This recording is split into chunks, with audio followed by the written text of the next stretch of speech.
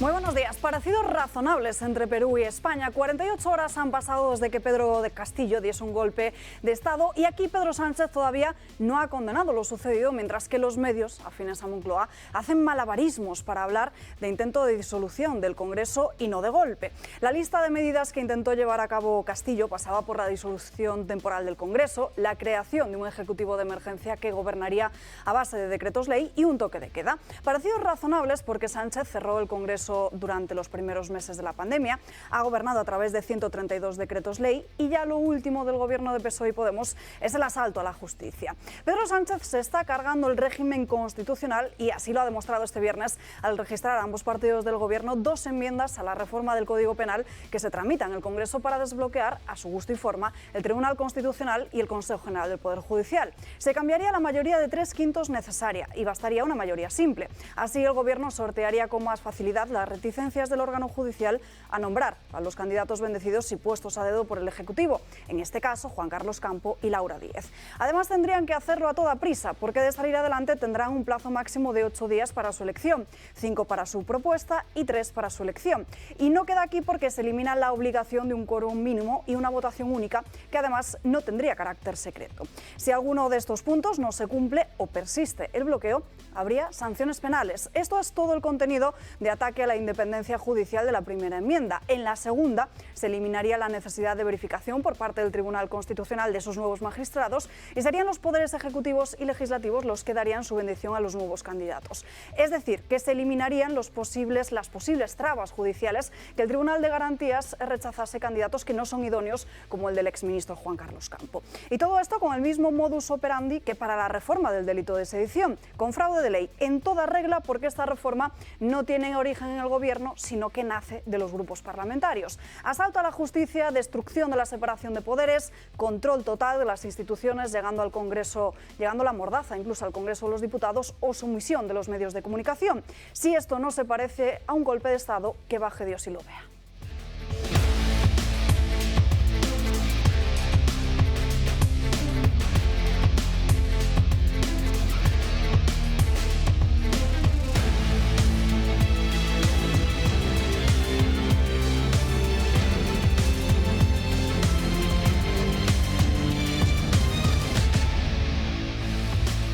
Muchos asuntos con los que terminar la semana aquí en Dando Caña. Saludamos a los invitados que nos acompañan hoy. Don Julio Ariza, muy buenos días. Buenísimos días.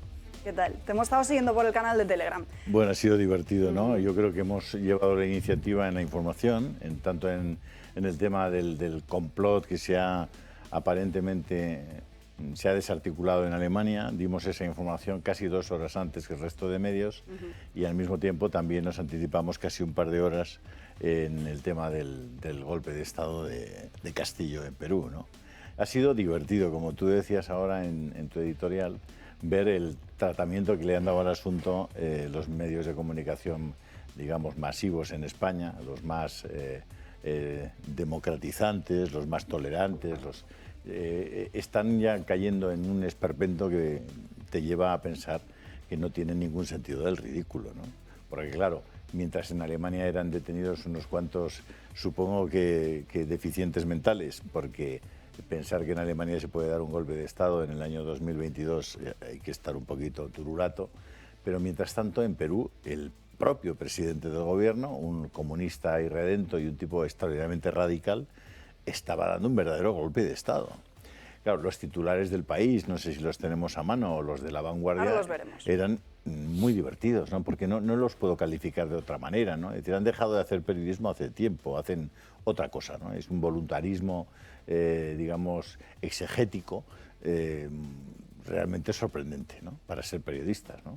En La Vanguardia española no me sorprende, porque La Vanguardia es un periódico que ha estado sistemáticamente con el poder, da igual quién estuviera en el poder. Fue el periódico más franquista en la época de Franco y ahora es el periódico más izquierdista en la época de Sánchez, ¿no?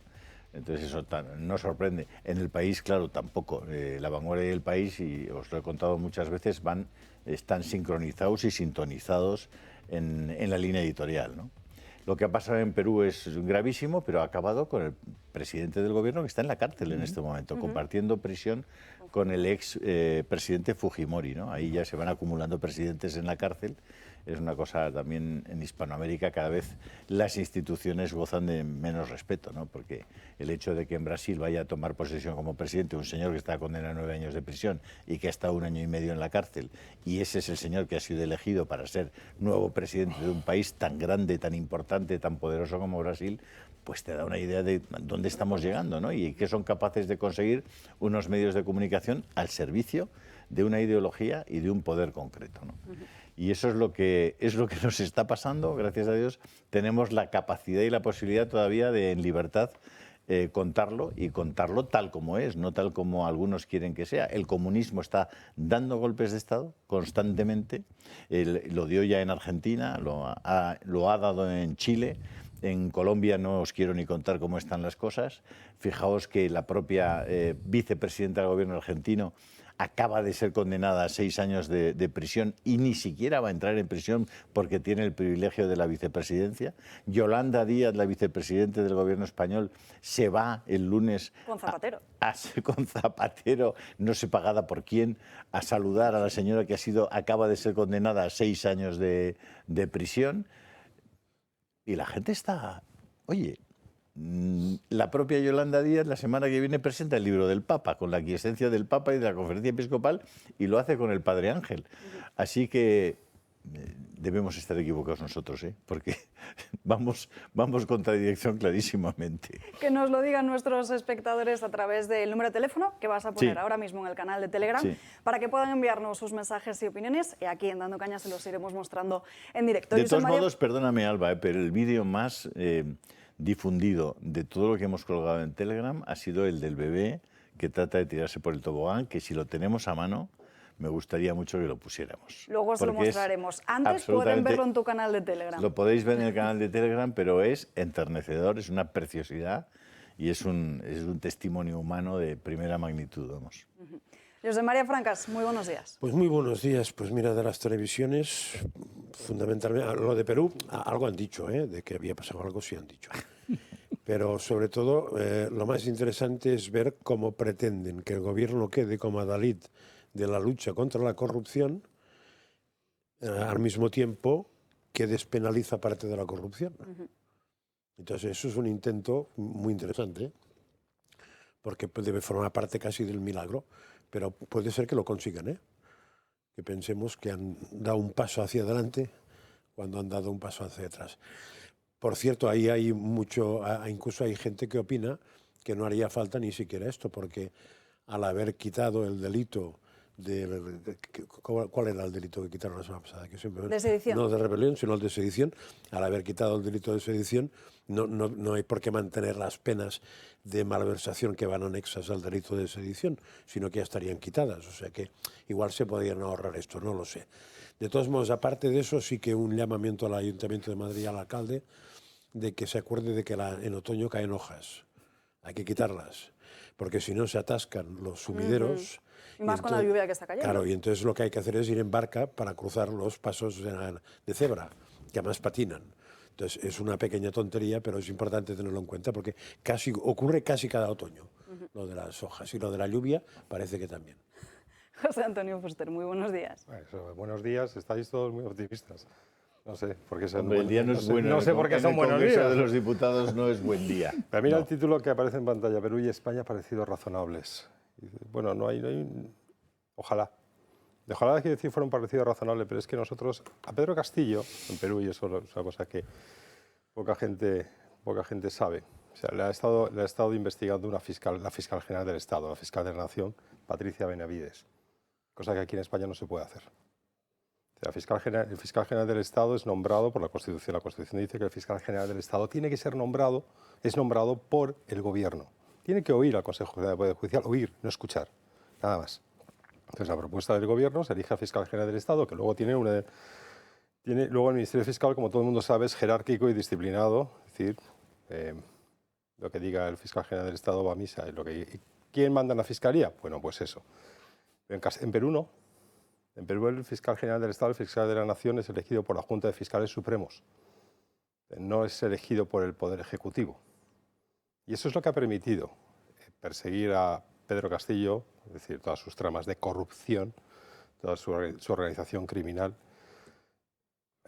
de este, como ha dicho bien Julio Ariza, ya ha recordado de este comunista, pero en España no puede ocurrir tal cosa.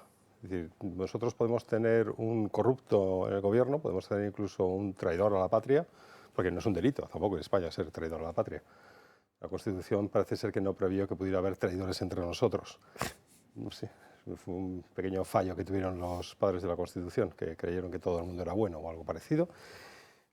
Pero es muy importante, de verdad, que comprendamos que solamente si tenemos instituciones libres, solamente si tenemos medidas de contrapeso, contramedidas, para evitar los problemas que puede ocurrir cuando alguien se dedica a traicionar a un país, solamente si tenemos instituciones libres podremos detenerlos. Es que ahora mismo estamos inermes, estamos completamente desarmados moral y legalmente para detener lo que está ocurriendo, que es de una gravedad extraordinaria. Yo nunca había visto una cosa parecida. Es que si cualquiera de nosotros pudiera ir con una máquina del tiempo hasta 1999, no me iba a poner a 1978, 1999, y contarle al pueblo español lo que iba a ocurrir en 2022, apenas 23 años después, nos meterían en una celda psiquiátrica.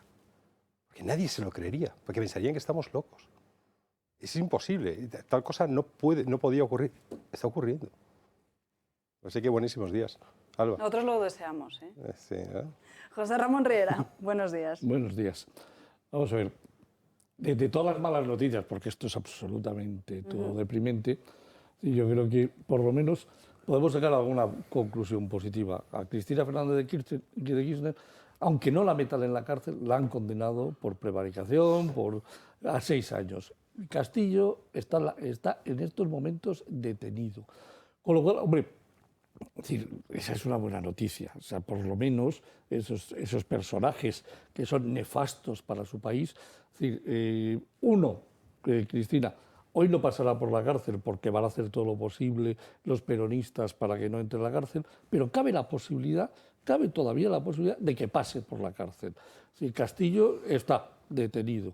El gran problema que tenemos es en España. La probabilidad, como decía Fuster, de que al presidente del gobierno lo metamos en la cárcel y con él a todos los secuaces que están a su alrededor, que nos engañan todos los días, que nos mienten todos los días, que nos dan falsedades todos los días, que recogen todos los medios de comunicación. Sí, y me refiero sobre todo en lo que yo puedo hablar, que soy algo conocedor, que es en el mundo de la economía. Esto cada día es peor. Es decir, si nos engañan con todo lo que pueden.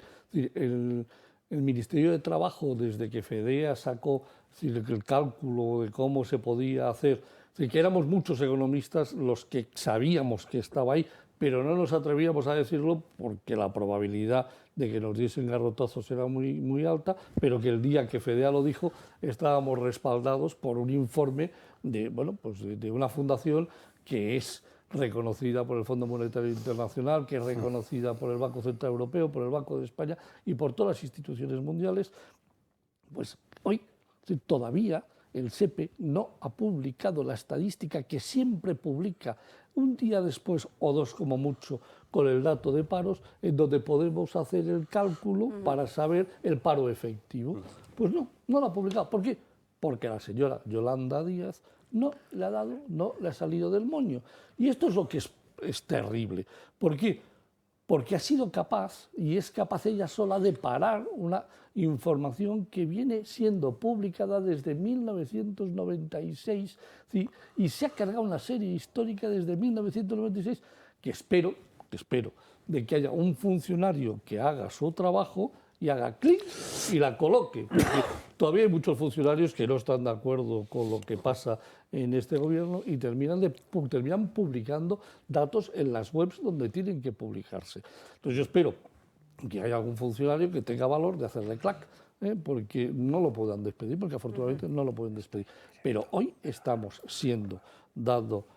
dando un golpe de Estado económico a la vez que político en las instituciones. Ya tienen el INE. Da un miedo terrible a lo que puede pasar a partir de ahora, porque ya empieza a haber datos que da miedo saber si son puros 100% o empiezan a manipularlos. El Banco de España se está aguantando, pero es preocupante, muy preocupante, la toma de las instituciones. Porque la ventana de Overton la hemos ido moviendo a gusto del consumidor de modo que cosas que son impensables, no razonables, antinaturales, se han convertido en de ordinario consumo. El blindaje que han hecho en Estados Unidos con una ley apoyada, por cierto, por algunos congresistas republicanos, para blindar lo que ellos llaman el matrimonio entre personas del mismo sexo, es un canto, directamente un canto a lo antinatural y a lo imposible. Es decir, han blindado algo que simple y llanamente no existe. Es decir, las leyes están siendo utilizadas para hacer cosas imposibles, para decir que la noche es el día y que el día es la noche. Es decir, el matrimonio homosexual no es posible. No es posible. El matrimonio es un contrato jurídico que existe desde el derecho romano. Al margen de ser un sacramento para los cristianos, es un contrato jurídico. Los contratos jurídicos establecen determinadas condiciones para su existencia. La compraventa, por ejemplo, exige que cuando te entregan la cosa, tú tengas que pagar un precio. Si no, no existe compraventa. Puede existir una donación, puede existir un arrendamiento, puede existir un comodato, pueden existir múltiples instituciones de derecho civil que, insisto, tienen 20 siglos. En el matrimonio, lo que tiene que existir para que se dé ese contrato entre dos personas es un hombre y una mujer. Es la condición básica y esencial. ¿Por qué? Porque la sociedad no le reconoce protección jurídica a la unión entre dos personas, sino exclusivamente porque esa unión es capaz de generar una prole y es el lugar ideal para educarla. Y por eso se establece en el derecho romano, y toda la legislación de los 20 siglos últimos protege esa institución, porque es la que permite que el ser humano sea, es decir, que la sociedad sea sostenible, sustentable, que dicen ahora. Bueno, estos han decidido llamarle matrimonio a un contrato jurídico entre dos hombres o entre dos mujeres. No habrá ningún inconveniente en el futuro a llamarle matrimonio a la unión entre una madre y una hija, a la unión entre un hombre y 5 mujeres, a la unión entre 3 hombres y 3 mujeres. ¿Por qué? Porque al final prevalece la autonomía de la voluntad. Es decir, que tú conviertes en legal todo aquello que tú quieres hacer, independientemente de su realidad, independientemente de sus consecuencias. O de un hombre y una vaca. Por ejemplo, quiero decirte, bueno, establecidos los derechos que se han establecido para los animales y dando por descontado que ahora reconocemos que los animales tienen derechos, cuando no pueden tener responsabilidades ni obligaciones, necesidad básica para que exista un derecho, pues resulta que estamos dando por bueno la consideración racional sobre ciertas cosas. Claro, que todos los legisladores norteamericanos, muchos de ellos abogados, gente de mucha cultura, de mucha formación, estén dispuestos a discutir tranquilamente sobre el matrimonio entre un hombre y un hombre, dice mucho de dónde hemos llegado. Sí, hemos llegado al paroxismo de la irracionalidad, del irrealismo. Eso tiene consecuencias y las está teniendo en la propia sociedad y las está teniendo en la destrucción de la sociedad, en el suicidio social. Bueno, no habrá otro medio de comunicación en España que sea capaz de explicar esto, ni de contarlo. ¿No? Es imposible, no lo hay. Vuestra generación, que es justamente la inferior a la mía, pero vamos, la superior a la mía, superior. Moralmente incluso. Cuando dijo Alfonso Guerra aquello de que a España no iba a reconocer ni la madre que la parió, exactamente vosotros en qué pensabais. No es broma, ¿eh? O sea, porque yo estaba jugando con los clics de Famóvil mientras decían esas cosas. Bueno, yo pensaba en la separación de poderes, que es exactamente donde hemos llegado. Es decir, yo pensaba que efectivamente el Estado de Derecho, que es una cosa que está basada fundamentalmente, esencialmente, en que haya un poder ejecutivo, un poder legislativo y un poder judicial que sean independientes y que se hagan de contrapoder unos a otros, unido al cuarto poder, que era la prensa, eso ha desaparecido. Con lo cual, como dicen ahora algunos, oye, ¿usted quiere cambiar las cosas? Olvídese de los contrapoderes, no existen en las elecciones. Pero claro, las elecciones están manipuladas. Las elecciones es algo que surge de la conformación de la opinión pública en libertad. Y no hay una conformación de opinión pública en libertad. Y si no hay una conformación de opinión pública en libertad, ¿para qué coño sirven también las elecciones? Es decir, estamos en un momento bastante complejo a la hora de analizar esto. Pero bueno. Vamos a tratar de analizar todos los asuntos que tenemos hoy encima de la mesa. Nos iremos hasta Estados Unidos, Perú y Argentina, pero antes tenemos que hablar de España, porque sigue siendo el único país de la Unión Europea que sigue manteniendo la obligatoriedad de la mascarilla en el transporte público y también en los vuelos con origen y destino a nuestro país. Esta mañana se le ha preguntado a la ministra de Sanidad para cuándo se iba a eliminar esa obligación y esto es lo que ha dicho. Hasta que las personas expertas no hagan un pronunciamiento contrario, vamos a esperar. Estamos en una época, además, ahora, como saben, de incremento importante, tanto de virus sincitial como de gripe y de bronquiolitis. En cualquier caso, vamos a seguir cuidándonos y vamos a seguir yendo de la mano de las personas expertas. Desde que nos lo digan, estoy segura que lo podremos hacer. A esta ministra no le gustaría más que participar de buenas noticias, pero creo que es importante mantener la cultura del cuidado e ir siempre de la mano de las personas expertas. A ver, Carolina, por favor, a ver si pueden instalarte el cerebro. ¿Tú has viajado, Carolina? ¿Tú has entrado en el Finger en el aeropuerto sin mascarilla, que es como se entra en los aeropuertos? Entras en el aeropuerto sin mascarilla, estás en la cafetería de turno sin mascarilla, comiendo con alguien al lado, entras en el Finger sin la mascarilla y estás haciendo la cola con el de al lado, con el de detrás sin mascarilla, y cuando llegas al avión, una amable señorita te dice: es obligatorio la mascarilla. Muy bien, te pones la mascarilla, te sientas en tu asiento. Los asientos, por cierto, en la nueva forma que tenemos de viajar, es decir, si mides más de 1,68 no puedes meter las rodillas entre el tal y tienes que ir como puedes. El de al lado te va dando con el codo y tienes que ir peleándote a ver si pones un poco más a la izquierda, un poco más a la derecha para poder apoyar el codo. No, pero dicho eso, ya estás con tu mascarilla, ya, oye, ya fenomenal, muy bien.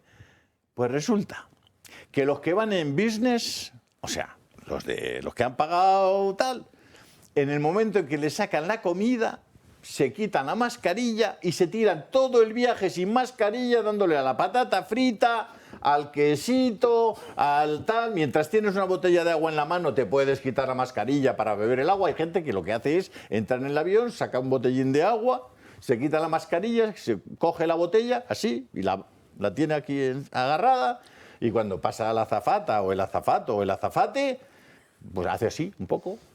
Sí, Un truco. Carolina, oye, por favor, preséntame a los expertos. Por favor, preséntame a los expertos que me expliquen, por favor, Riquiña, si cuando no llevas la mascarilla estás comiendo no transmites nada.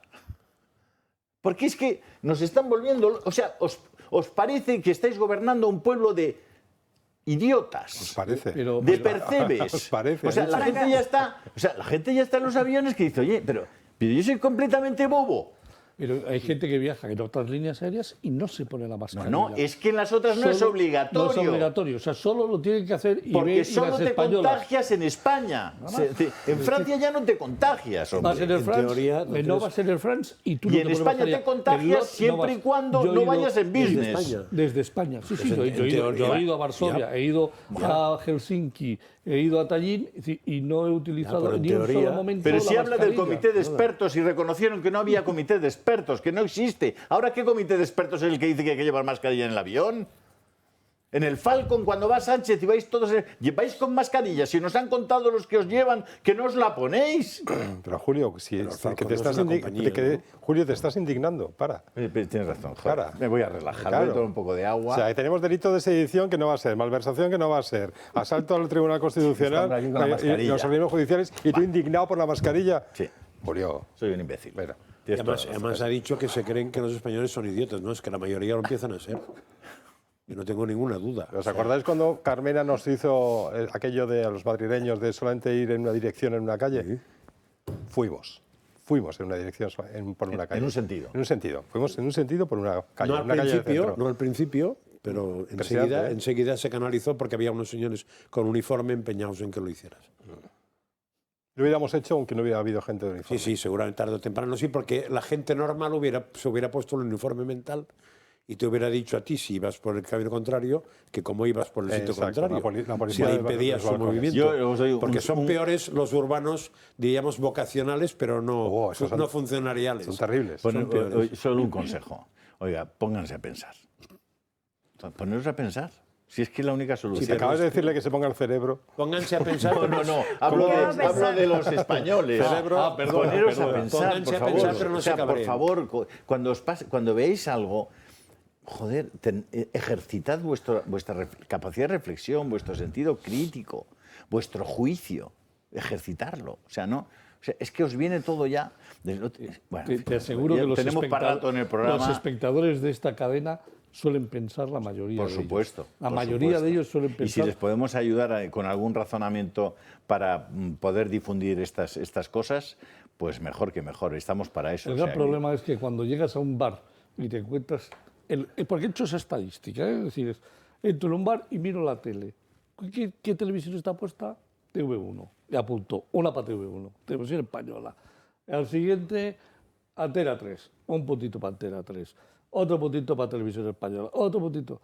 De 80 bares que tengo la estadística, 66 Televisión Española, es decir, me parece que 8. Es decir, Telemadrid, 8 Antena 3. Porque el dueño de ese bar no sabe que desde Televisión Española están promoviendo acabar con el dueño del bar. Perdóname. Si supiera y se pudiera hablo con pensar... le pregunto, ¿es usted el dueño? Sí. ¿Y por qué tiene Televisión Española puesta? Pues, buena pregunta. Digo, cambie, eso es una caja... Es basura. Es una caja de mentir. Ponga usted lo que quiera, menos Televisión Española. Sí, he vuelto a algún bar y ya no está la Televisión Española. Pero de verdad, es que te encuentras los restauradores, los bares, las cafeterías, que saben que están siendo de verdad dañados por este gobierno y ponen Televisión Española. Por favor, que lo quiten. Pues nuestros espectadores, cuando se vayan a un bar y vean Televisión Española, ya saben qué es lo que les tienen que decir. Vamos, si os parece, hasta Perú, a ver qué es lo que ocurrió este miércoles, donde se había convocado una sesión especial para votar esa moción para destituir a Pedro Castillo, y lo que hizo fue un autogolpe de Estado. Breve pero intensa, así podemos definir a la dictadura de Pedro Castillo, la más absurda y corta de todos los tiempos. El ya expresidente de Perú proclamó un golpe de Estado que nadie aceptó y por el que Lima se revolvió. Tomamos la decisión de establecer un gobierno de excepción orientado a restablecer el Estado de Derecho y la democracia, a cuyo efecto se dictan las siguientes medidas: disolver temporalmente el Congreso de la República e instaurar un gobierno de emergencia excepcional, convocar en el más breve plazo a elecciones para un nuevo Congreso con facultades constituyentes para elaborar una nueva Constitución en un plazo no mayor de 9 meses. La disolución del Congreso y elecciones anticipadas. Esa era la idea de Pedro Castillo, cuya intención era crear un nuevo Congreso con facultades constituyentes para aprobar una nueva Constitución. Sin embargo, el plan no le fue bien porque horas después el Congreso peruano lo destituyó.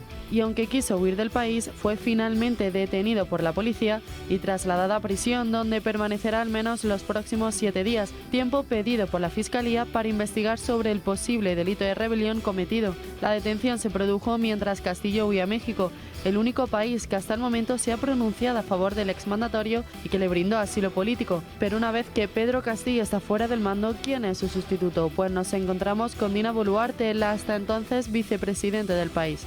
Ejerceré fielmente el cargo de presidenta de la República y asuma, de acuerdo con la Constitución política del Perú, desde este momento hasta el 26 de julio de 2026. Dina Boluarte se convierte así en la primera mujer al frente de Perú. Eso sí, ha anunciado que no convocará elecciones anticipadas, pero que sí retirará el toque de queda impuesto por Castillo. Estamos ante un país que no consigue deshacerse del todo de la izquierda.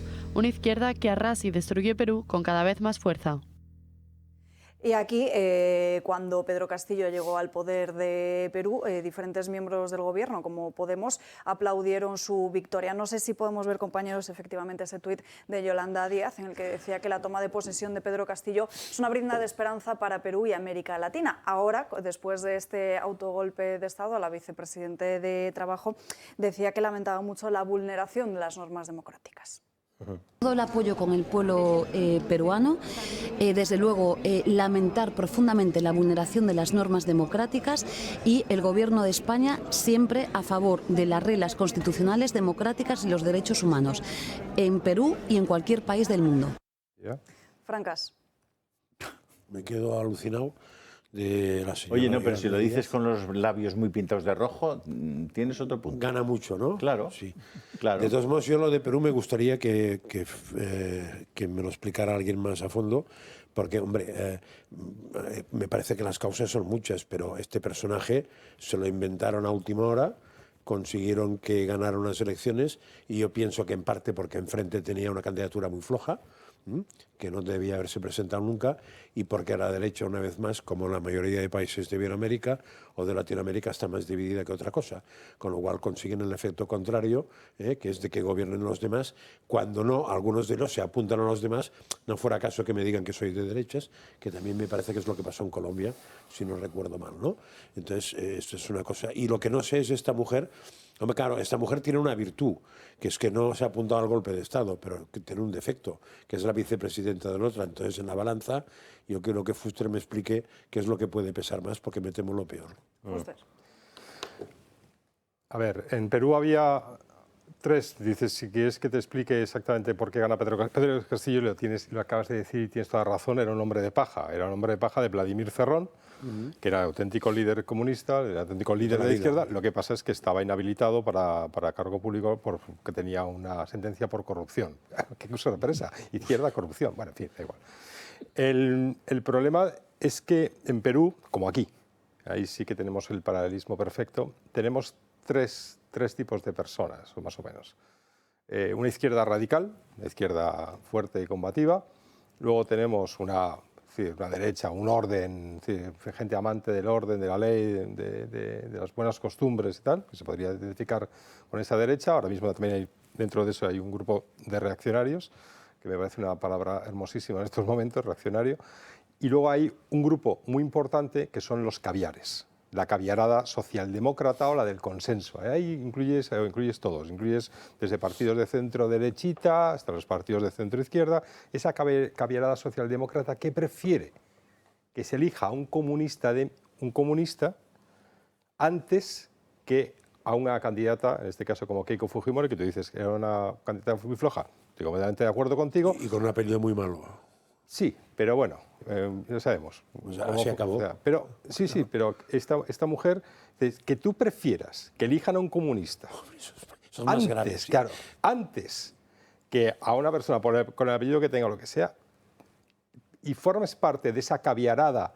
Los caviares ya sabemos lo que son, esos caviares exquisitos que comen caviar y hablan de los derechos humanos, de los derechos de los pobres, tal. La izquierda, ese centrito izquierda, ese centrito derecha, ese centro derechita, está todo aquí también en España. Las mariscadas aquí. Eso, que están aquí en España también, ¿eh? Son esos que prefieren, son esos que se montan esa equidistancia, ¿no? Yo no puedo, con Bildu o Vox, te dices. Es exactamente ese tipo, cuando diga alguien ni Bildu ni Vox, es el caviar. Ese es el enemigo de verdad, es ese. Lo otro pueden ser adversarios políticos. Ese es el enemigo de España. Y es lo mismo que ocurrió en Perú. Y por eso se eligió a Pedro Castillo como hombre de paja para enfrentarse a Keiko Fujimori, porque había una caviarada, entre otros Vargas Llosa, venga, vamos a alucinar, que prefirieron que gobernara este tipo antes que otro. Y este tipo, que es un maestro rural, que nunca jamás ha dado clase, que es un sindicalista que yo creo que desconoce las 4 reglas. Verle en televisión es realmente complicado, es decir, complicado porque hay que vencer la vergüenza ajena que produce, porque él no sabe hablar, el pobre hombre. Si veis el mensaje de la Nación, y yo Está leído. os animo a que lo veáis en YouTube, es terrible. Además el hombre le tiemblan las manos, no sabe expresarse, no sabe qué hacer, está perdido. Este hombre pronto se desmarca de Vladimir Cerrón, dice que nadie le va a dirigir, por Dios. Es como el ejemplo del tipo que tú eliges y dice que es un hombre de paja, pero que se revela como diciendo, no, yo sé, aquí mando yo. Se lo cree, y ha tenido esa ruptura con su partido, ha tenido 5 gobiernos. 5 gobiernos en un año y medio. Todo el mundo se le ha ido aquello ha sido puede un ser desastre. 80 ministros. Y puede ser que haya tenido 80 ministros ya. Pues 80 ministros, exactamente 80 ministros. Y vicepresidentes ya ni te cuento, pero ha tenido, claro, el problema... ¿Con pensión luego o no? Claro, el problema es que... No lo digo supongo porque que una manera de salvar la economía del Perú es nombrar ministros a todos y... y tienen pensión. El problema, Vitalicia. señores, es que dentro de esos gobiernos ha llegado a cantar el himno de Sendero Luminoso, de esa organización terrorista. Hay mucha gente que está comparando, hablando de Fujimori, que está comparando el autogolpe de Castillo con el autogolpe que dio Fujimori. Hombre, Fujimori dio autogolpe en un momento en que Perú tenía un gravísimo problema de terrorismo, un gravísimo problema económico también, un gravísimo problema de inseguridad, muchos gravísimos problemas, y de corrupción institucionalizada. En parte la suya. No, pero por supuesto. Pero o sea, es no que voy es a defender importante ni esta matizar, pero hay que decir, las circunstancias son completamente diferentes. Y Castillo lo que dice, monta una trama criminal para enriquecerse con su familia. Los casos de corrupción son absolutamente... Es que son tan burdos, que hasta se encontraron bolsas llenas de dinero dentro de los cuartos de baño del Palacio Presidencial. Entonces, todo eso se investiga, como he dicho antes, porque hay una fiscalía que puede investigar eso. Aunque no pueda meterle en la cárcel ni procesarle, mientras sea presidente de la nación, sí que puede investigarle. Y todo eso lleva a que los congresistas empiecen a hacer mociones de censura, cuando empiecen a salir a la luz todas estas cosas. Pero de hecho la fiscal no le condena, pero hace algo, o sea, hace una declaración que le declara corrupto. Declara que está... Que hay indicios o no, como no sé. Todos los del mundo. Es decir, voy a seguir con la investigación de la trama criminal que aparentemente o presuntamente el presidente ha montado. Y es lo que hace Patricia Benavides, pero es lo que hacían también los demás fiscales. Es decir, en Perú ha habido dos mociones de censura, que al final la bancada de la izquierda, gracias a ciertos caviares también, a esa caviarada del centrito, impidieron que se removiera a Pedro Castillo. Y a la tercera fue la vencida. Es decir, la moción de censura iba a caer, la fiscal estaba apretando, todo el Parlamento estaba de acuerdo en que Pedro Castillo ya no podía, todo el Parlamento, no, la mayoría del Parlamento, y en ese momento Pedro Castillo dice que me van a destituir, que me van a deponer, que voy a ser expulsado. Y entonces es cuando monta el autogolpe de Estado.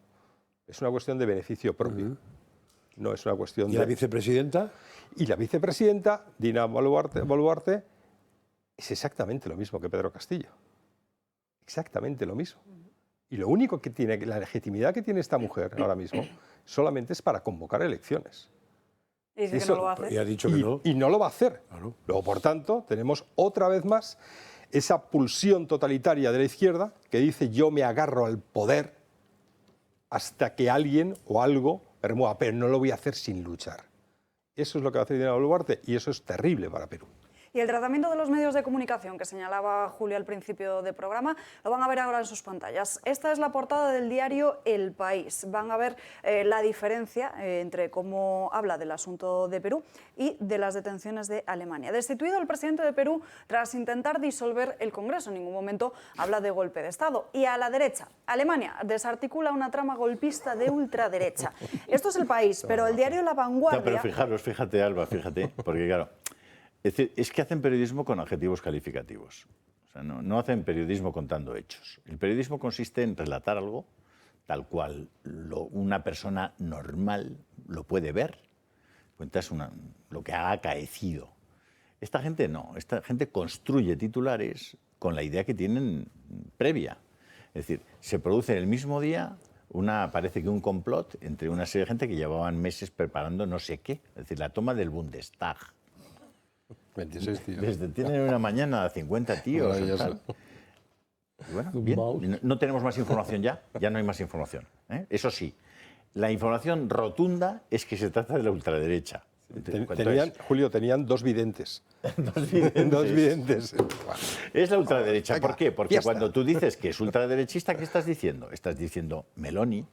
De hecho, en el editorial de La Vanguardia lo mencionan. Estás diciendo Vox, estás diciendo Agrupación Nacional en Francia, estás hablando de Orbán, estás hablando de Morawiecki en Polonia. Entonces tú ya, ultraderechista. Escampas la porquería. Ya está, ¿vale? Y a partir de aquí te vas a Perú y dices, bueno, ha habido un presidente X que ha intentado disolver el Congreso. O sea, disolver el Congreso tú lo haces cada vez que convocas elecciones, machote. A ver si nos enteramos. O sea, no es que haya disuelto el Congreso, es que ha dado un golpe de Estado, un golpe institucional. Un golpe institucional. Sí, pero dices que es comunista. En España hay un mecanismo, cuando una institución se va por la otra institución, hay un mecanismo para ir ante el Tribunal Constitucional y plantear un conflicto de competencias. Eso existe. Sí, izquierdista. Claro. Izquierdista. Eso es lo que en cierta manera se están cargando aquí también. Es decir, dando un golpe institucional, lo que pasa es que lo hacen más hábilmente desde el punto de vista formal, porque se cargan el quórum de 3/5 en el Consejo, en fin, utilizan herramientas aparentemente constitucionales, formalmente pueden ser aceptables, materialmente son imposibles, porque se cargan el fondo de la cuestión, se cargan realmente la distinción entre los poderes, la separación entre los poderes, lo cual estás yendo al corazón de lo inconstitucional.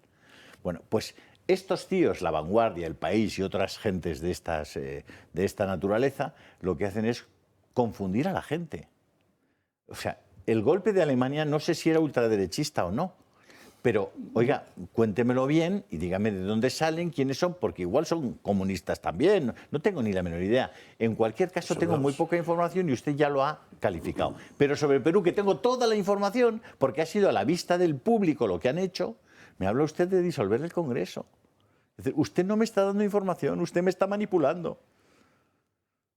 Tenemos que irnos a una breve pausa de publicidad. Cada 6 horas la Tierra recibe del Sol toda la energía que la humanidad consume en un año. Comunidad Solar quiere ayudarte a conectar tu casa o tu negocio a esa energía y que sea tuya. La energía solar, además de ser renovable, es un buen negocio porque consigue ahorros en la factura de hasta un 80% y la inversión se amortiza en menos de 4 años, teniendo más de 20 años de energía completamente gratuita. Además, Comunidad Solar te financia el coste de tu planta para que no te cueste nada y la pagues con el ahorro y te gestiona todas las ayudas y subvenciones. Si eres socio del Club de Amigos del Toro Televisión, contarás con un fantástico descuento. No tardes, llama ya a Comunidad Solar. Pausa para la publicidad, apenas 2 minutos y enseguida volvemos, no se marche.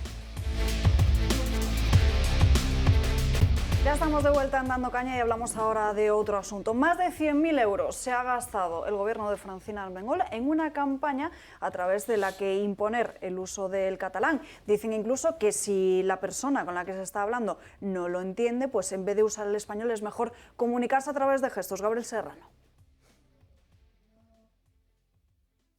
Así es, Alba. El gobierno balear recomienda usar la mímica si alguien no entiende el catalán, como si de un juego de mesa se tratara. Han lanzado una campaña titulada Mueve la lengua, precisamente para usar el catalán en todas las ocasiones posibles. La presidenta balear, Francina Armengol, hace un año estaba dando un discurso y le pidieron que cambiara al castellano, y así lo hizo. Más tarde, dijo que había sido víctima de discriminación lingüística. En la campaña se recomienda que en vez de hablar castellano con otra persona, se continúe utilizando el catalán, aunque no lo entienda, y utilizar diferentes gestos, así como señalar cosas que sean necesarias y así preservar su lengua. También dicen que en caso de hablar con desconocidos, se empiece la conversación, así se aseguran de que se hable en catalán e insistir, ya que según ellos, dicen que el interlocutor, al cabo de 3 intentos, continuará hablando catalán. Además de su intento de ideologizar a todo el mundo, también nos impone la lengua en que debemos hablar. Menos mal que estos eran los socialistas de la tolerancia, el respeto y la diversidad. Gracias, Gaby. Fuster. Es que no sé qué gestos podría hacer. Yo sí, bueno, leí la información y creo que en la pieza lo dice muy claro, pero hay una información de la página web en la que dice que continúes hablando en catalán, que insistas en hablar en catalán, porque al así final, a la tercera vez ya seguirá el catalán. Exactamente. Si dices, bueno, pues no sé qué. Baleares está sucumbiendo a este pancatalanismo, o ha sucumbido ya a este pancatalanismo inaceptable, porque es que está acabando con la identidad de las Islas Baleares, ¿eh? Y yo creo que de aquí unos cuantos conocemos bien lo que es la identidad balear, la auténtica identidad balear, y no era esto, y desde luego no era esto. Pero que por intereses políticos alguien pueda imponer una lengua que no es ni siquiera la propia, es de una extrema gravedad y tampoco pasa nada. Y seguro que José Ramón nos podría decir perfectamente que si el uso de dinero público para utilizar el dinero público como arma, para utilizarlo como arma de confrontación o hacer una política de confrontación con la lengua común de todos los españoles, podría considerarse dentro del tipo de malversación. Que ya no va a haber. Entonces ya estamos solucionados, arreglados. Vamos a ver, que cuando el presidente del gobierno viaja a las Naciones Unidas y decide donar 1.100 millones de euros, es decir, a todos los países de entorno socialista, con un objetivo claro, que es salir elegido presidente de la Internacional Socialista, ¿sí? Y no pasa absolutamente nada. A partir de aquí tenemos la veda abierta. Aquí se puede utilizar el dinero público para lo que nos dé la gana. Vamos a quitar el tema de la malversación precisamente para poder seguir haciendo ese tipo de cosas. Si 800 millones de euros en Andalucía fueron malversados, mal utilizados para llegar y para permitir que el Partido Socialista fuera permanentemente reelegido, ahora tenemos un presidente del gobierno que para salir presidente ¿de qué? De un reducto viejo, caduco, trasnochado, antiguo, en el cual se levantan los puños para cantar una canción que ya ¿qué? O sea, ya no tiene absolutamente nada que ver con la realidad actual, pero él quiere salir presidente de esa Internacional Socialista y utiliza 1.100 millones de euros y no pasa nada. A partir de aquí, pues claro, ¿cómo Francina Armengol no se va a gastar 100.000 euros para decir que hagamos gestos? ¿Qué tipo de gestos? Pues yo si quieres te hago uno que es muy feo, que es muy feo, pero vamos, es lo que efectivamente lo está haciendo Julio en estos momentos, aunque la Cámara lo hizo mucho Luis Aragonés. Luis Aragonés lo hacía, sí. Es que es decir, a mí, que hablo perfecto catalán porque he vivido en Cataluña durante 12 años, desde los 5 hasta los 17, si hoy me viene un catalán y se me pone a hablar catalán y le digo que no lo entiendo, ¿qué pasa? Porque es lo que me están obligando a decir, oiga, yo no hablo catalán, no, hábleme usted castellano, porque yo estoy en un restaurante de Barcelona, quiero comer, y si usted no me habla castellano, pues me voy a levantar y me voy a ir, porque me voy a ir a otro sitio donde me hablen en castellano. Y hablo perfectamente el catalán y no tengo ningún problema, pero me están obligando mentalmente, es decir, a que me comporte groseramente, porque yo tengo el derecho de hablar como yo quiera, o en la lengua que quiera, o pasarme al inglés. Sí, bueno, hábleme usted en inglés o en francés. Manuel, que el inglés lo habla la inmensa mayoría de gente y el alemán ni te cuento. Ya, pero, o sea, que se puede hablar y no te dirían nada. Sí, pero, te entenderían perfectamente. ¿Tú crees que Vic parla l'anglès? No sé. Potser no. En Potser no sé. parla l'anglès. Pero vamos, y eso... En Vic, exactamente igual, es decir, que lo hablo yo. Con lo cual tenemos otro problema. No, es absolutamente injusto. Estamos, primero, fundiendo el dinero de los españoles para regalías que no sirven absolutamente para nada. Nos gastamos, tiramos, es como tirar al sumidero del cuarto de baño millones y millones y millones de euros. Y no pasa nada. Y además vamos a quitar la malversación porque, claro, no me lo he llevado a mi bolsillo. Claro. No me lo he llevado a mi bolsillo. Y ya está. ¿Verdad? No me lo he llevado a mi bolsillo. Si me lo das a mí, ya está. A ver, yo voy a coger la noticia, me parece que la habéis comentado perfectamente, solo voy a coger la parte del lenguaje gestual, porque como sociobiólogo, ex sociobiólogo, me gusta mucho, ¿no? Entonces, me ha recordado un tema que es Jane Goodall, que trabaja mucho sobre los chimpancés. Y entonces os voy a leer simplemente un comentario rápido. Los chimpancés salvajes se comunican con gestos. Exactamente, hay estudiados 19. Lo digo porque... Nada más que añadir, ¿no? No tengo nada más que añadir de lo que puede ser transformar, en vez de hablar en un idioma, pasar al lenguaje gestual. Los chimpancés lo hacen, 19 gestos. Vamos a dejarlo aquí, vamos a irnos con vídeos del canal de Telegram de Julio, el que decías al ¿Lo tenemos o del qué? programa de ese niño. Vamos a verlo. Bueno, mirad, escuchadme una cosa, no dejéis de verlo. No es demasiado largo, pero es uno de los vídeos que desde el canal de Telegram más se han compartido. Porque cuando llegas a una cierta edad, o eres un idiota, porque no has logrado discernir lo más importante de lo menos importante, no has logrado acumular un conocimiento que te convierte en sabio, sino solo has logrado acumular conocimientos que te pueden convertir en erudito en algunas cosas, pero no en sabio. Y cuando eres sabio, lo que distingues es lo que es más importante de lo que no tiene importancia. Y cuanto más sabio eres, más eres consciente, pues esa insoportable levedad del ser, esa incapacidad del hombre, pues para lo que decía al final Sócrates, ¿no? Solo sé que nada sé, pero sobre todo sí que sé lo que importa y lo que importa menos. Bueno, pues en este vídeo probablemente uno puede reflejar y encontrar aquello que más importa en la humanidad y que más importa en los seres humanos. Mirad este vídeo que vale la pena.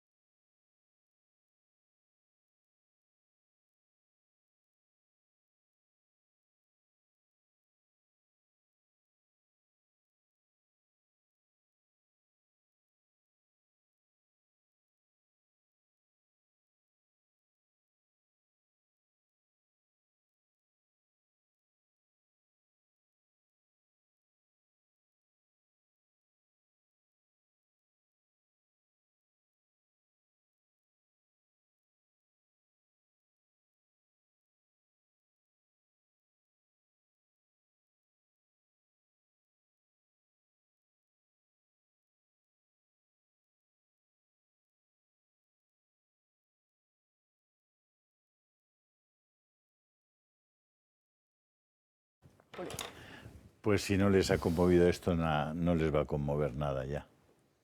Así que espero que sí que les haya conmovido, porque lo que va explicando, ¿no?, en el texto que va superponiendo las imágenes, ¿no? Cuando tengas, aunque tengas cientos de razones para llorar en la vida, siempre vas a tener miles de otras razones para sonreír, ¿no? Y la sonrisa de ese niño cuando consigue tirarse por el tobogán es toda una lección de vida que es imposible olvidar y que yo creo que nos puede hacer pensar en eso de qué cosas son las importantes en la vida, ¿no? Es un precioso, tenéis el vídeo en Telegram y todo lo que podéis difundirlo, yo creo que hace un enorme bien al corazón de la gente. Para volver a verlo en tu canal de Telegram, Julia Arizaltoro. Nos vamos corriendo a publicidad, pero antes os presentamos Disciple, que es el juego de temática cultural y católica más completo, dirigido a niños y adultos para su educación y diversión.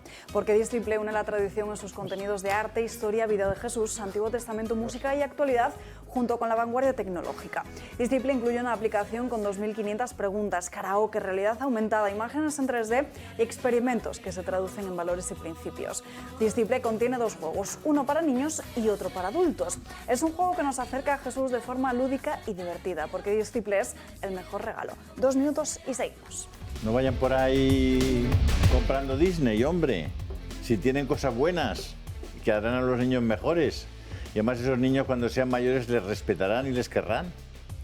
Les educarán para eso. Los educarán para el amor y si los meten en la corrupción de Disney, pues ya verán ustedes lo que tienen dentro de 10 años. Publicidad, que nos tenemos que ir y enseguida volvemos.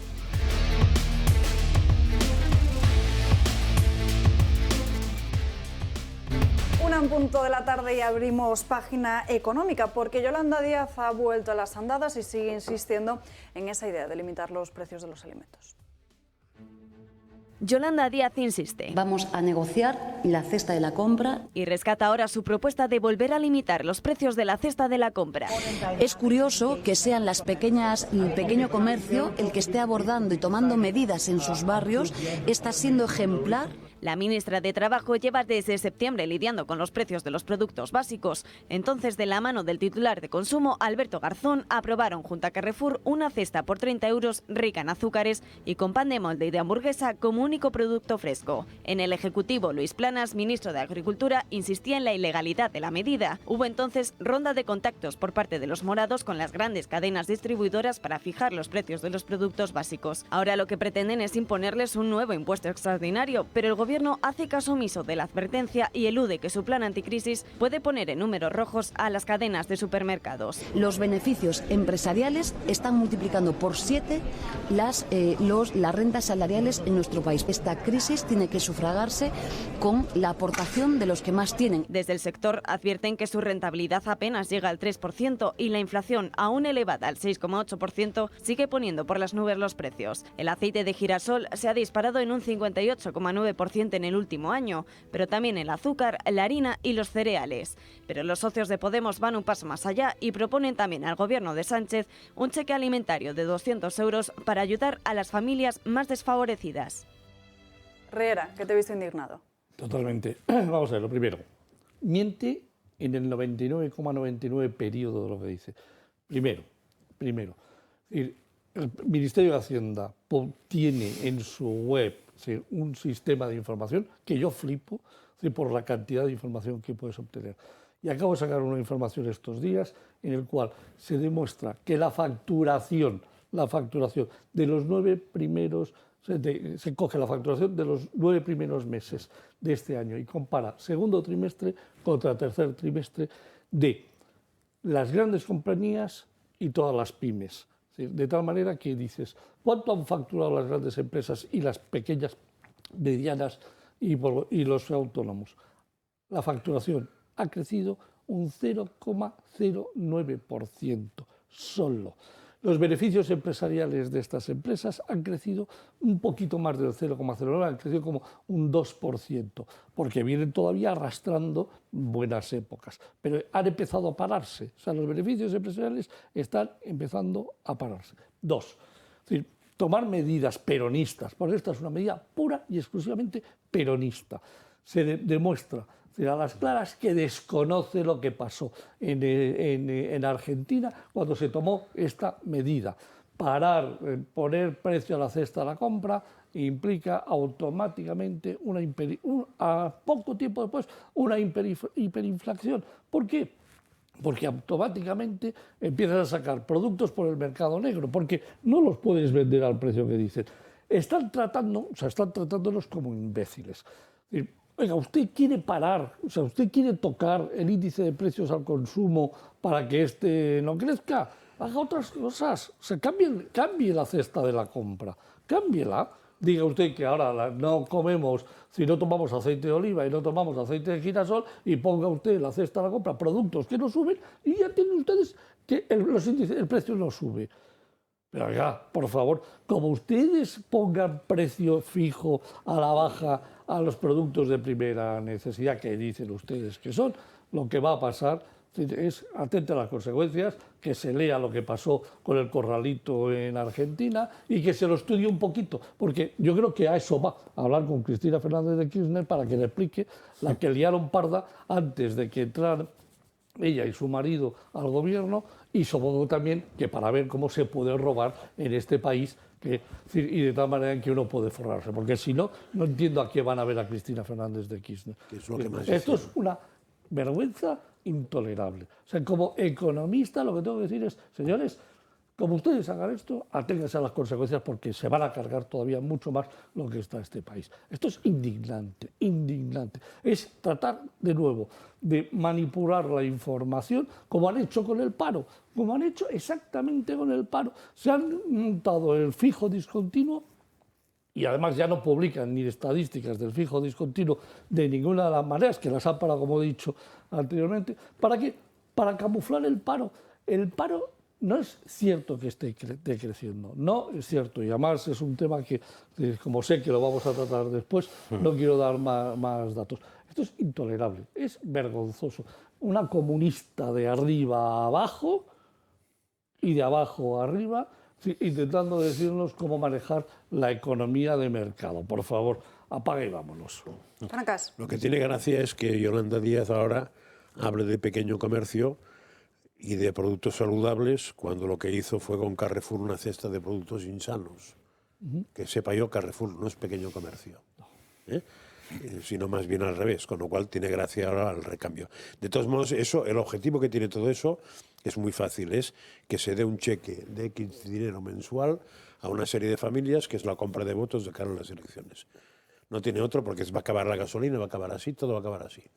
O sea, ahora el planteamiento que se hace es no rebajemos nada, porque eso rebajaría el coste a los ricos, y los ricos justos no hay que rebajarles ningún coste, sino que lo que hay que hacer es identificar los colectivos vulnerables y subvencionarles, entre comillas, llámese como se llame, desde el gas a la electricidad, hasta la comida, hasta los zapatos, hasta la ropa, hasta el coche, hasta la gasolina, etcétera. Pero espera, que no he acabado. El cheque de los 400 euros no ha llegado todavía. Ya, pero no ha llegado todavía. Pero que no liegues una cosa, y que, hombre, si no liega tiene una ventaja, que puedes prometerlo para más gente.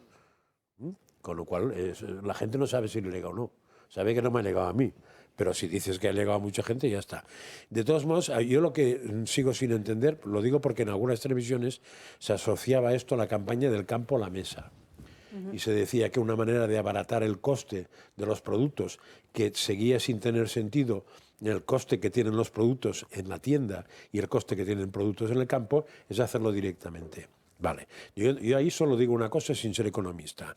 Si resulta que los tomates, y me lo voy a inventar que nadie se extrañe, se pagan como a 15 céntimos el kilo en el campo, y en las áreas en las grandes superficies están a 3 euros y pico o 4 euros el kilo, no puede ser que si yo hablo directamente con el campo y me lo traen por Uber o por lo que sea, me cuesten a 3 euros más el transporte.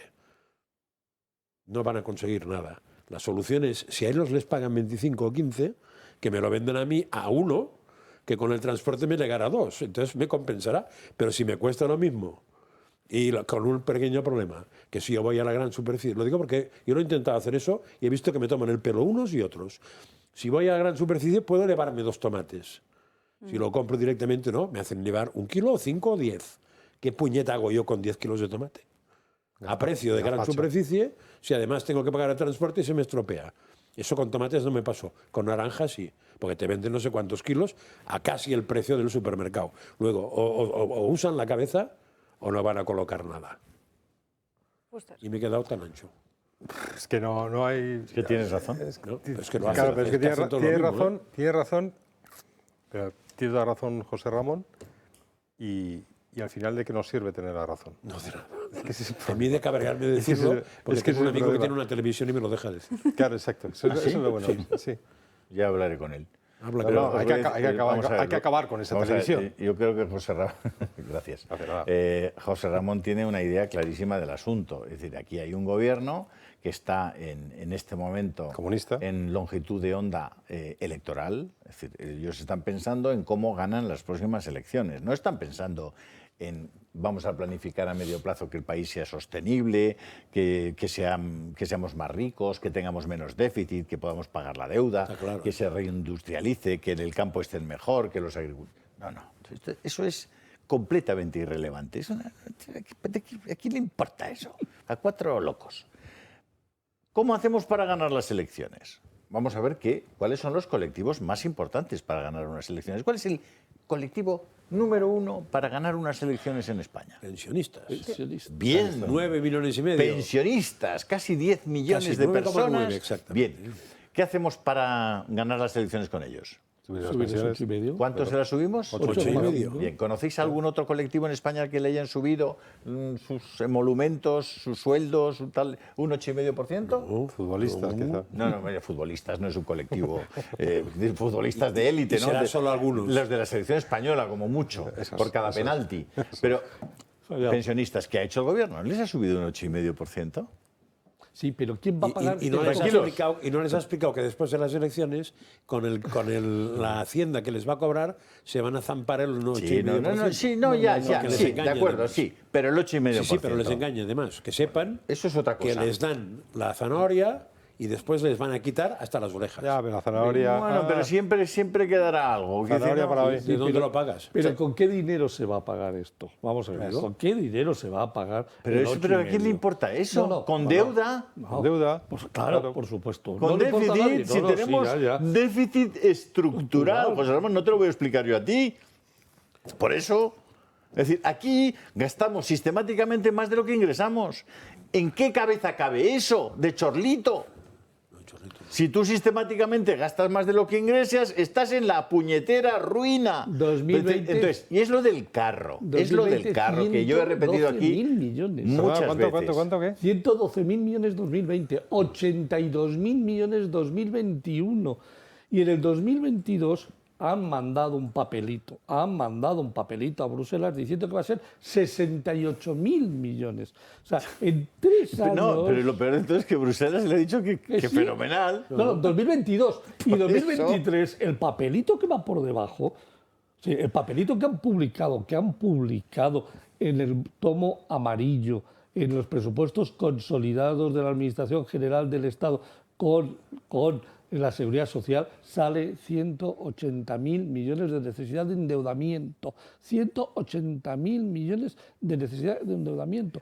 Eso es público, lo tiene cualquiera a su José Ramón, disposición. esto, insisto, y yo lo he explicado aquí innumerables veces y ya he visto que algunos lo han recogido. Es decir, esto es un carro. Y encima del carro normalmente deberían de ir aquellas personas que no pueden valerse por sí mismas, que están indefensas, que no tienen medios para obtener, digamos, recursos suficientes para sobrevivir dignamente. Entonces hay mucha gente que le pasa eso y que normalmente en una sociedad sana deben ir encima del carro. Los ancianos, los niños pequeños, las mujeres embarazadas, los enfermos, etcétera, etcétera. ¿Quién va abajo tirando del carro para que el carro marche y camine y ande? Pues todos los demás, todos los que están en disposición de tirar de él. ¿Qué está pasando en nuestra sociedad? Que cada vez hay más gente encima del carro y menos tirando de él. El carro cada vez va más lento, más parsimonioso. ¿Qué le pasa al carro en el momento en que la gente descubre, los que están abajo, oye, que me puedo subir y que sea lo que Dios quiera? Porque al final los que votan son los que están arriba y los que están abajo. Si hay 9,5 millones de tíos encima del carro a los que les ha subido un 8,5%, ya sabes lo que va a pasar en las próximas elecciones. Yo voy a votar al tío que me va a subir el 8,5%. Entonces, el ecosistema en su conjunto está regido por aquellos que no tiran del carro. Es decir, hay algunos países en los que solo pueden votar aquellos que no reciben ninguna subvención del Estado. Y aquellos que reciben una subvención del Estado no pueden votar. Es decir, que pueden votar los que tiran del carro y tomar decisiones que afectan al conjunto de la sociedad, pero que permiten que el carro ande.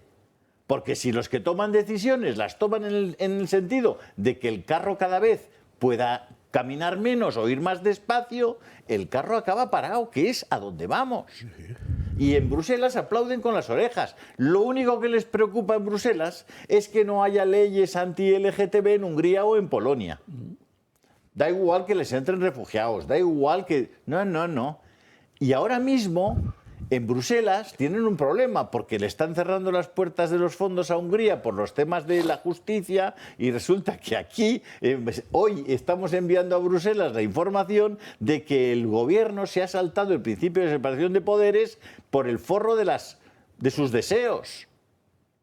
Y así están las cosas. Vamos a hablar de ese asalto a la justicia en apenas unos minutos. Noticia de última hora, el Consejo General del Poder Judicial emitirá el próximo día 22 de diciembre un informe crítico con la ley del aborto de Irene Montero. Va a cuestionar aspectos clave de esa reforma, como la supresión del periodo de reflexión y también la obligación de informar a la mujer. Conoceremos todos los detalles, como les decimos, el próximo día 22 de diciembre. Si les parece, vamos ya con los datos que nos ha preparado José Ramón Riera para hoy sobre el paro. Sí, vamos a ver. Es decir, como acordáis, la semana pasada sacó FEDEA precisamente un informe de 3 páginas, muy sencillito de entender, no tan fácil para el público en general, pero para un economista rápidamente descubrías cómo se puede calcular, de acuerdo a como dice Fedea, el paro.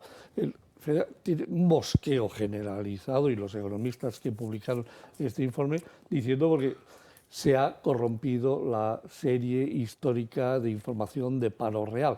Entonces ellos han creado una nueva palabra, es decir, al paro real hay que añadir ahora, llamarle, si queremos saber la realidad, le llaman paro efectivo. ¿Y en qué consiste el paro efectivo? Bueno, pues consiste en saber cuántos fijos discontinuos están en relación laboral y de esa relación laboral están buscando trabajo. Es decir, con lo cual le llaman paro efectivo a la suma de los dos datos, del parado y de los no parados con relación laboral en búsqueda de trabajo. Y aquí lo que he hecho ha sido irme a las estadísticas que estaban publicadas hasta ahora, es decir, por el propio Servicio de Empleo Español, y las tenemos ahí. En septiembre teníamos 2.883.000 parados oficiales y teníamos no parados con relación laboral en búsqueda de trabajo a 361.000 parados, perdón, a 303.000. La suma, 3.240.000. ¿Qué ha pasado en octubre? En octubre sube, baja un poquito el paro, baja a 0,9%, baja a 2.941.000, pero claro, de pronto en octubre se pasa que claro, ha terminado el periodo estival de vacaciones, ha parado todo lo que es la parte del turismo, y los no parados con relación laboral que buscan trabajo pasan de 303.000 a 461.000.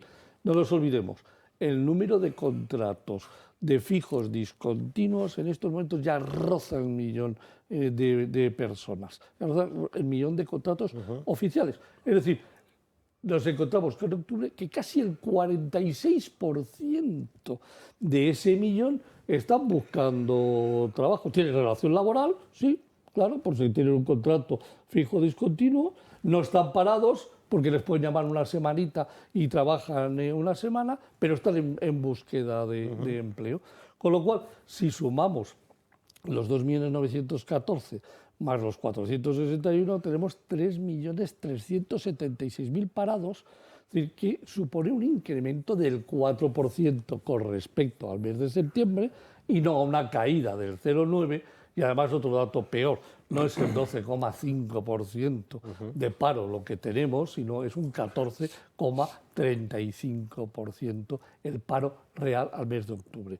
El mes de noviembre ha bajado el paro, no, ha bajado la línea de parados, según ellos. ¿Por qué? Porque cada vez hacemos más contratos temporales, los convertimos en fijos discontinuos, y esos fijos discontinuos, como no nos han publicado la serie histórica que publican de no parados con relación laboral en búsqueda de empleo, pues resulta que no podemos saber el paro real que tenemos. Pero sin duda, no ha bajado el paro efectivo, seguro que ha subido. Pero claro, hasta que no tengamos el dato no lo podemos saber.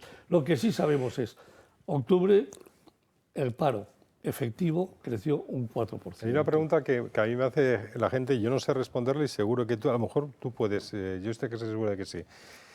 Si todo esto nos dicen que este maquillaje de las cifras, este cambio en la, ¿cómo se llama? Las series históricas y tal, nos viene eso una obligación, nos viene obligado por Europa. No, vale, pues ese es el mantra que circula por ahí. Es que no, teníamos que hacer esto porque Europa nos decía que para recoger fondos, para todo eso, teníamos que hacer otra forma de contabilizar. Teníamos que bajar los temporales, pero no a base de cambiarles el nombre, sino a base de bajarlos. Entonces, explica eso porque es esencial. Vamos a ver. Sí, lo que Europa nos pide es una reforma laboral que permita reducir el número de contratos temporales para hacerlos crecer en fijos.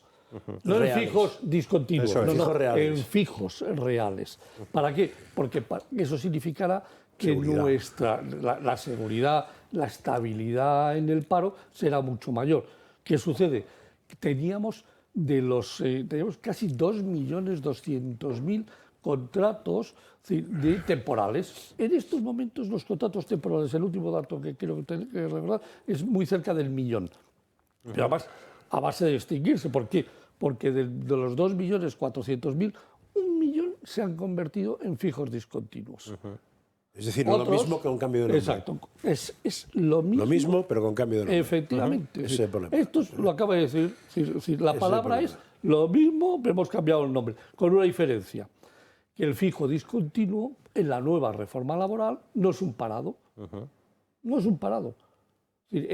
Tiene un contrato laboral, el empleador tiene la obligación de que cuando quiera meter a una persona, la primera persona que tiene que entrar es el fijo discontinuo y por lo tanto, es decir, como eso es así, no lo consideran un parado, está en espera está no trabajando, pero en espera de destino. Pero la realidad es que está cobrando el desempleo. Esa persona está cobrando el desempleo. Y de pronto, en las estadísticas de que publicaba, y hasta que FEDEA no sacó el informe, no se han dado cuenta, publicaban datos de búsqueda, o sea, de personas que estaban en búsqueda, no parados, en búsqueda, por ejemplo, eran los contratos laborales, que ahora se han ido moviendo a los fijos discontinuos. Y entonces lo que ha descubierto FEDEA es, hombre, si usted es no parado, tiene relación laboral y además está usted buscando trabajo, ay amigo, el que le hemos pillado, o sea, usted es un fijo discontinuo. Entonces, y lo lógico sería que el CEPE publicase fijos discontinuos que no están trabajando este mes. Ahora mismo. Vale, Ahora entonces, mismo. pero cuando mandamos todos estos datos, todas estas cifras a Europa, porque todo esto lo tenemos que mandar, exactamente cuál es la respuesta que recibimos. Porque aquí no pasa Europa nada. le han metido un pedazo. No discuten. Le han metido un pedazo de gol por la escuadra. Pero cuando digo por la escuadra, estos sí que sabían tirar penaltis. Yolanda Díaz tira bien los penaltis. Había que haberlo llevado a la selección española, porque tira muy bien los penaltis. Igual tira los rasitos, los tira por la escuadra, que es muy difícil Pero, de José parar por Ramón, portero. Y son goles espectaculares que le estamos metiendo a Europa y que Europa, por las razones que desconozco, se los come enteritos. Es decir, en estos momentos la gran única preocupación de Europa se llama Agenda 2030, no tiene nada más. Pero José Es Ramón, lo único creo que hay más goles, porque a mí me mandan los de uso cada mes y me dicen lo siguiente. Además de eso, están otros no ocupados en formación, que habría que sumarlos, que son 212.000, eran en noviembre, son este mes, 212.904. Correcto. Que no están sumados. Se han sacado de esa estadística. Con lo cual, a esto que has sumado tú, añádele 212, no sé, más con disposición limitada, que no sé qué son, que son 270.426. Con disponibilidad limitada son señores que dicen que yo solo trabajo 4 horas, porque solo puedo trabajar 4 horas y a mí solo me interesan los contratos de 4 horas. Madres, pero esos están trabajando. Con disponibilidad limitada, eso no hay que sumarlos. Según uso, no. Según uso, habría que sumarlos. Y además de eso, habría que sumar los 22.763 trabajadores que han finalizado el mes en un ERTE, que tampoco están sumados. No están sumados en ningún lugar. Según uso, los ERTEs... Estamos hablando de medio millón más, según uso. Los 20.000 de ERTEs... La convención es no considerarlos como parados porque hay una parte del ERTE que la paga el empleador. Es decir, el ERTE no es el ERTE que tuvimos durante la pandemia, en la cual yo soy una gran empresa, te mando y no pago nada, no. En estos momentos el ERTE, es decir, el empleador paga el 100% de la seguridad social. No paga el salario, pero paga los costes de la seguridad social. Y por lo tanto, si hay una convención en no considerar eso paro. A los trabajadores que están en formación, evidentemente están parados, pero no están parados porque al estar en un curso de formación están recibiendo formación que les da el propio SEPE o centros de formación educativa que están... que era el gran chollo que tenían montado los sindicatos o sea, Andalucía, además de que no se pagara, eran ellos los que lo daban, se forraban con ello. Bueno, no solamente los sindicatos de Andalucía. Bueno, muchos y algunas empresas más. También. Y entonces, mientras están en formación, al menos como están en formación, no se consideran parados. Pero es cierto, es decir, termina la formación y esos 212.000 vuelven al paro. O sea, vuelven... Es decir, según uso, 3,4 millones de desempleados, sin contar los que tú has dicho, los 400.000 con lo cual estaríamos hablando de unos 3.800, es decir, casi 4 millones de desempleados. Vamos, no de parados, de desempleados. Yo estoy con Fedea... 4 millones más 9 millones de pensionistas y medio, ya estamos 9,9 millones. Ya estamos en 14. Con 9,9 tienes mayoría absoluta. A efectos del paro, si no queremos corromper las cifras, deberíamos de, o sea, lo que debería hacer el Ministerio es seguir publicando todos estos datos, porque estos datos son oficiales. Sí, eso los tiene uso, o sea que... Y, menos el que decías tú, los tiene uso. No aparece por ningún sitio. Se ha parado, es decir, se ha parado. O sea, pues ahora hacer una especie de reducción a mínimos de esos datos macro, ¿no? Imaginaos un pueblo en el que, una sociedad con 100 personas, ¿no? Y plantead esos mismos porcentajes de personas que trabajan, que no trabajan, que cobran de los demás, que viven de los... Igual podrías ver además que mitad del pueblo... No. Que la mitad del pueblo son funcionarios para la otra mitad del pueblo que son los que no son funcionarios. Todavía lo empeoras, ¿eh? Sí, no, pero ojo, la otra mitad de esos cuántos son pensionistas. De esos cuántos son desempleados. Entonces, al final es que hay cuatro tíos tirando del carro. Sí, claro. Y que tienen ya... 20% del carro. Tienen los hombros y los brazos. 20% son pensionistas. 20% son pensionistas. Es decir, están trabajando 20 millones de personas. Es decir, están trabajando el 42%. Es decir, solo trabajan en este país el 42% de la población. En Alemania trabajan el 53%. En Alemania trabajan el 53%. ¿Cuántos son productivos? ¿Cuántos son funcionarios? ¿Cuántos son productivos? 3.700.000. O sea, más ¿qué es eso? Yo te estoy diciendo, nuestro gran problema es la estructura del que trabaja. Es decir, en Alemania trabaja el 53%, en Holanda, en Países Bajos, trabaja el 54%, en España trabaja no llega al 43% de la población. Esa es la gran diferencia. ¿Dónde está el resto de la población? Bueno, pues en Alemania están preparando un golpe de Estado al Bundestag. Hablemos del asalto judicial aquí en España, porque esta misma mañana el Partido Socialista y Unidas Podemos han registrado 2 enmiendas en el Congreso de los Diputados para llevar a cabo ese asalto en el Tribunal Constitucional y en el Consejo General del Poder Judicial. Lo que exigen es rebajar las mayorías para elegir a los candidatos al Constitucional a través del órgano. Pasaría de 3/5 a una mayoría simple, se eliminaría el quórum necesario y además hay una amenaza de castigo penal si finalmente no votan esos nombramientos.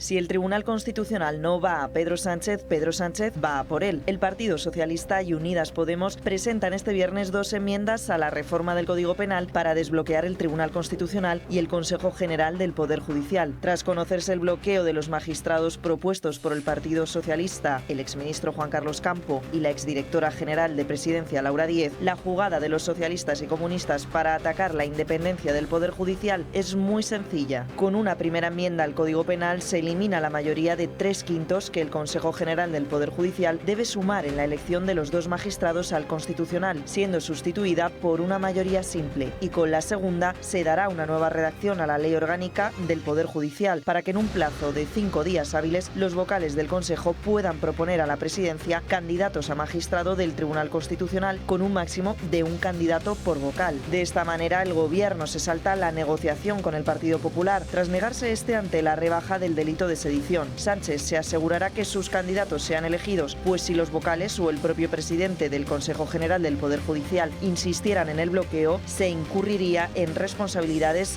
de todo orden, incluida la penal. La oposición ya puso hace unos días el grito en el cielo. Y su único objetivo es controlar las instituciones del Estado, la Fiscalía General, el Tribunal Constitucional, el CNI, el Consejo General del Poder Judicial. Creo que la mayoría de los españoles están descubriendo por qué no fue posible hacer un acuerdo en el Consejo General del Poder Judicial. Y Vox ya ha anunciado que recurrirá estas enmiendas ante el propio Constitucional. Pedro Sánchez acaba así con el espíritu regulador del Poder Judicial que exigía una mayoría cualificada para garantizar coherencia con el sistema democrático y evitar que el Consejo General respondiese a una mayoría parlamentaria concreta, en este caso a la mayoría socialcomunista. El portavoz del Partido Socialista en el Congreso de los Diputados, Patxi López, ha explicado la enmienda que ha registrado su grupo atacando directamente al Partido Popular y diciendo que es el grupo de Alberto Núñez Feijóo el que tiene secuestrada la justicia. La Constitución establece no solo la fórmula, sino también el mandato, por lo tanto, de manera imperativa, de renovar, cuando corresponde, los órganos de gobierno de los jueces y el Tribunal Constitucional. Y aunque cada vez que el Partido Popular está en la oposición siempre hay problemas, no hay precedentes de una situación tan grave como la que estamos viviendo en estos momentos, con la justicia secuestrada y unos órganos judiciales cuyo mandato ha caducado hace más de 4 años. El primer partido de la oposición en reaccionar esa misma mañana ha sido el partido de Santiago Abascal a través de este tuit que publicaban en la red social. No sé si podemos verlo en pantalla. Eso es, dice Santiago Abascal: el asalto a las instituciones del autócrata Sánchez se acelera con el apoyo de sus socios separatistas, amnistía de golpistas, corruptos y asaltar el Tribunal Constitucional con sus cómplices. Anunciaba el presidente de Vox que lo recurrirían al Tribunal Constitucional sea como sea. Después venía Alberto Núñez Feijóo, al pasado el buen rato, el que también seguía esta línea, criticaba el asalto de Pedro Sánchez y en el siguiente tuit decía que no solo lo iban a recurrir al Tribunal Constitucional, sino que incluso iría hasta Europa. Lo que Patxi López, cuando le han preguntado los periodistas, decía que Europa no iba a tener más remedio que aplaudir. Bruselas no podrá decir nada. Y en los últimos minutos, Santiago Abascal ha realizado una declaración institucional anunciando una moción de censura y en donde asegura el presidente de Vox que desde ahora mismo comienzan las conversaciones para buscar un candidato neutro. Porque es evidente que ha llegado el momento de presentar una nueva moción de censura. El grupo parlamentario de Vox iniciará hoy mismo conversaciones para proponer un candidato neutral, con experiencia de gobierno, que no milite en partido político alguno y que se comprometa a convocar elecciones inmediatas. Sea cual sea el resultado de la moción, es el deber de toda la oposición presentarla. Todos los diputados del Congreso deben retratarse ante este nuevo golpe a la Constitución. Y nosotros debemos dejar constancia nacional e internacional de los verdaderos actos y planes del señor Sánchez.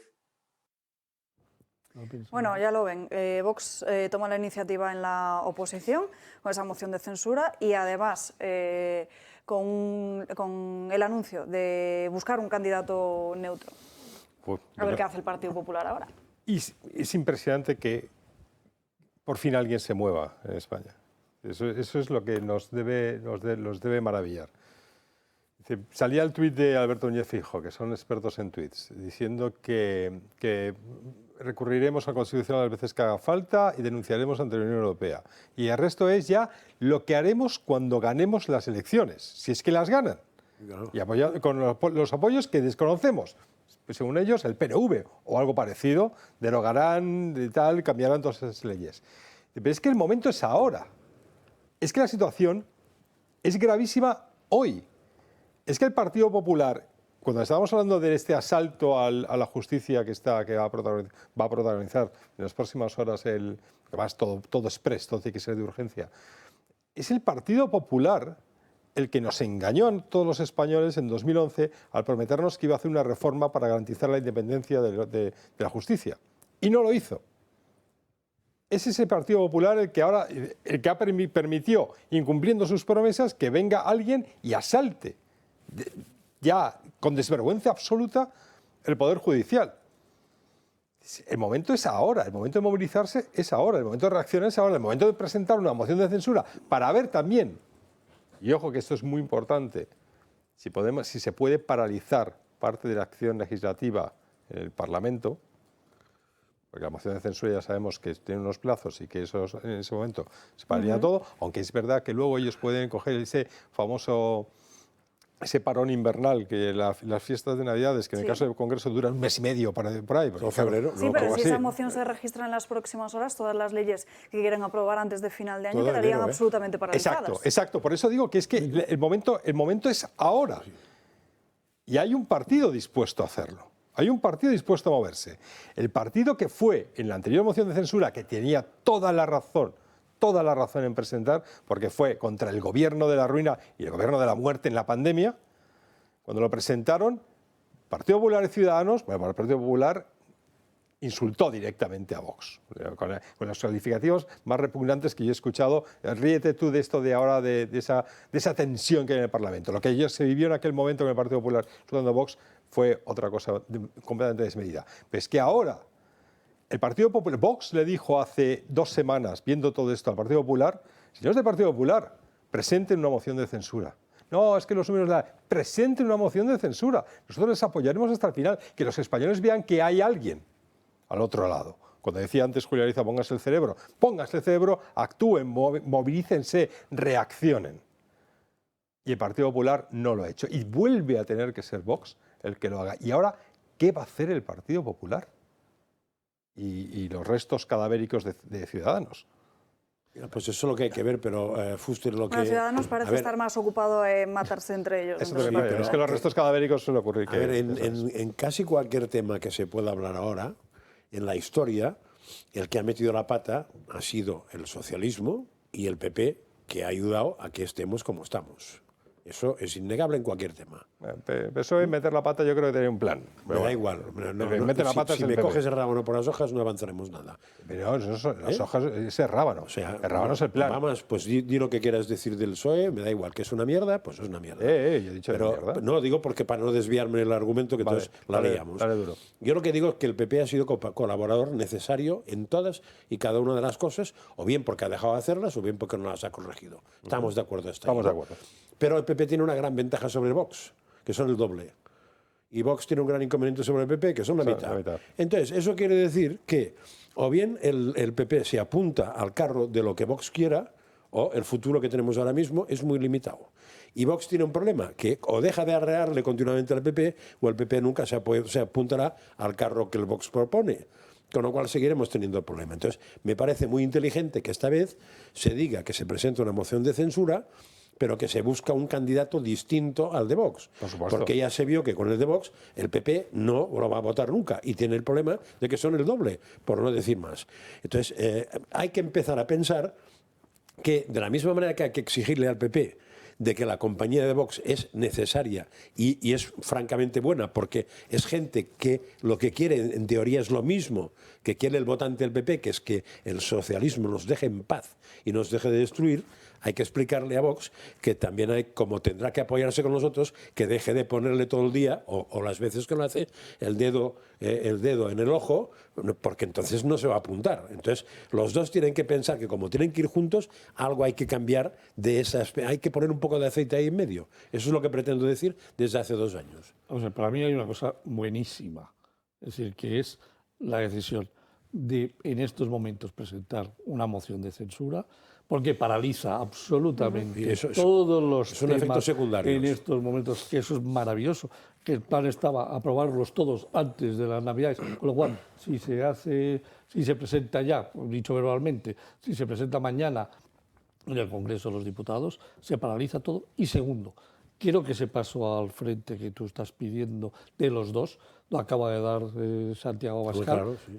Lo ha dado buscando, diciendo que va a presentar un candidato independiente, preparado y capacitado para gestionar este país y para preparar unas elecciones claro, y lo ideal sería que ese candidato se hablara con el PP y con lo que queda de Ciudadanos y fuera un candidato que aceptaran los tres. Lo ideal sería un candidato Hay que intentarlo. No, pero es que, a ver, si yo entiendo por dónde vas, yo creo, y estoy de acuerdo con José Ramón también, entiendo por dónde vas, pero si Vox, es decir, no es estar todo el día metiendo el dedito en el ojo de parte, es desagradable. Meter el dedo en el ojo a un partido como el Partido Popular es desagradable, porque al fin y al cabo la inmensa mayoría de nuestros amigos y compañeros, familiares, todo eso, pueden estar ahí, ya. Pero cuando Vox le dice al Partido Popular, presenta una moción de censura, le está diciendo, lidera tú, que yo te sigo. Claro. Cuando el Partido Popular se niega a hacerlo, no puedes decir, no le puedo meter el dedo en el ojo al Partido Popular. No, hombre, tienes que decir que no te ha querido seguir. No, que no te ha querido seguir, no, que yo le he dicho que no ha querido liderar. No es que no quería seguir. Vox, que no ha querido seguir y no ha querido liderar. Partido Popular no tiene que ir a rebufo de Vox. Pero Vox le dice, oiga, presente usted, y nosotros ya lo hicimos, presente usted moción de censura, lidere usted España, que es el principal partido de oposición. Y dice el Partido Popular, no me da la gana. Y dice, bueno, lleguemos a un acuerdo. Joder, pues no podemos llegar a un acuerdo. Está claro. Claro, ese es el problema. Y juegan dos.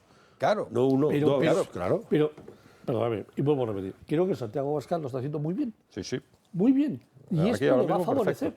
Y esto es bueno para Vox. Porque primero va a presentar una moción de censura que paraliza un montón de cosas. Y segundo, sea de acuerdo o no sea de acuerdo con el Partido Popular, presenta un candidato independiente, es decir, que tenga prestigio, validez y demás para todos los españoles. Hombre, creo que es una muy buena noticia. Luego llegarán acuerdos, no llegarán acuerdos. Los ciudadanos votarán contra, el PP se abstendrá.